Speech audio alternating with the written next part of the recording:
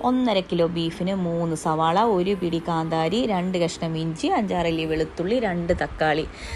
നമ്മുടെ കാന്താരി ഇഞ്ചിയും വെളുത്തുള്ളിയും കൂടി അങ്ങ് പേസ്റ്റ് പോലെ അരച്ചെടുക്കുക. സവാളയും തക്കാളിയും പൊടിയായിട്ട് അരിയുക. എന്നിട്ട് ബീഫിലേക്ക് വെള്ളം വാറ്റിയെടുത്ത ബീഫിലേക്ക് ഇതെല്ലാം കൂടി അങ്ങ് മിക്സ് ചെയ്യുക. ഉപ്പിടുക. 3 സ്പൂൺ എരിവില്ലാത്ത കാശ്മീരി മുളക് പൊടി, അതുപോലെ തന്നെ 3 സ്പൂൺ മല്ലിപ്പൊടി, 1 സ്പൂൺ മഞ്ഞൾപ്പൊടി, 4 സ്പൂൺ മസാലപ്പൊടി.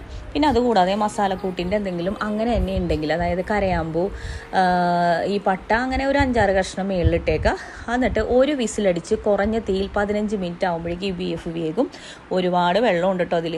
നമ്മൾ ചട്ടി വെക്കുക. ചട്ടി വെച്ചിട്ട് നല്ല വെളിച്ചെണ്ണ ഇടുക. കുറച്ച് തേങ്ങാക്കൊത്തൊന്നും മൊരിഞ്ഞ് വരുമ്പോഴേക്കും ഇതങ്ങിട്ട് നമ്മുടെ സ്വന്തം ബീഫ് റോസ്റ്റിനെ ഞാൻ ചൈനക്കാരനാക്കി. കുറച്ച് ക്യാപ്സിക്കം ഉണ്ടായിരുന്നു, പച്ചയും മഞ്ഞയും എല്ലാമായിട്ട് കുറച്ച് കറിവേപ്പില ഇട്ട് നമ്മൾ പാകത്തിന് അങ്ങ് വരട്ടിയെടുക്കുക. എനിക്ക് ഈ ഒരു പാകമാണ് ഇഷ്ടപ്പെട്ടത്. അപ്പോൾ ഇത്രയൊക്കെ ഉള്ളൂ. Tata bye bye.